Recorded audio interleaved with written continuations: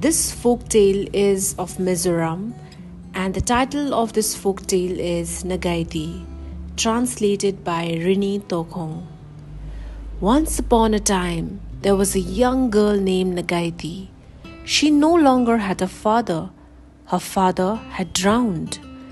One day, Ngaiteii and her grandmother went to the fields to look for yam, and at the bottom of the field was a deep gorge. That was the same gorge where Ngaiteiy's father had drowned, and everyone believed his spirit resided there. One day, on the field, Ngaiteii was constantly thirsty, and her grandmother would go down to the gorge and fetch water for her. When Ngaiteii was thirsty once more, her grandmother said, "Ngaiteii, I'm so very old.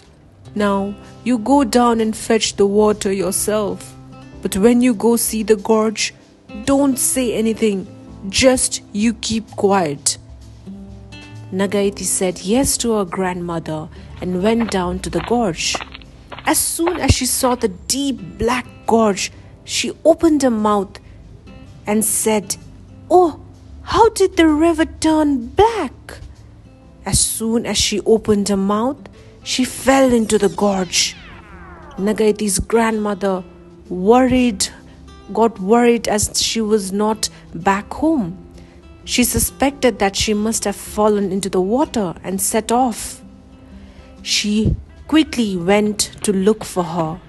On her way, she met a deer couple and asked them if they had seen her. They replied, "Saw her? Yes, we did. Across the waters, across the Tau, Ngaiteiy's father has taken her." Ngaiteiy's grandmother then believed that she had been taken by the spirit of her father. She then met a Varung couple and asked them whether they had seen her granddaughter. They too replied the way the deer had. She then saw Ngaiteii in the waters. She said, "Ngaiteii, I'm jumping in." And she did. Ngaiteii was very happy to see her grandmother. She then asked Ngaiteii, Where is the spirit of your father?" To which Ngaiteii replied, "Right now, he's gone to his field. He'll be back soon in the shape of a serpent." Ngaiteiy's father did come back in the form of a serpent late in the evening, and later transformed himself to human form. The grandmother said to him, "I am going to take Ngaiteii back with me."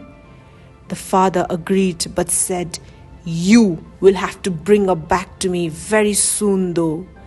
Ngaiteii and her grandmother then set off very happily for home. They, however, could not fulfill the father's wish because Ngaiteii refused to go back to live with her father.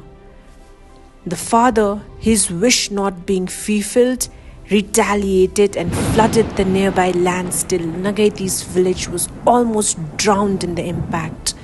The sound of the waves reiterated, "Ngaiteii, Ngaiteii, Ngaiteii." This made the villagers understand the cause of the flood, and they said, "Our village will be drowned because of Ngaiteii. What are we to do?" Some of them suggested, "Throw her born into the waters." They did. The flood subsided for a while, but the waters raged again in a little while, and others suggested, "Throw her comb into the waters." They did, and the waters again subsided for a while.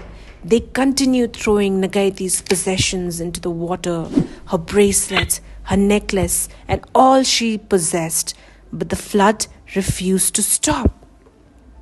In the end, the villagers decided, "If we do not throw Ngaiteii into the waters, the entire village will be drowned." And they had to throw Ngaiteii into the waters with deep regret. When Ngaiteii went with the water stopped raging and slowly calmed till the flood was no more.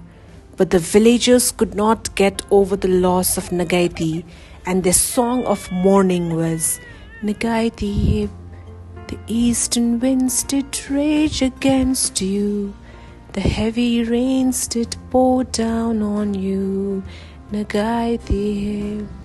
And this song continues to be sung by the villagers in memory of Ngaiteii.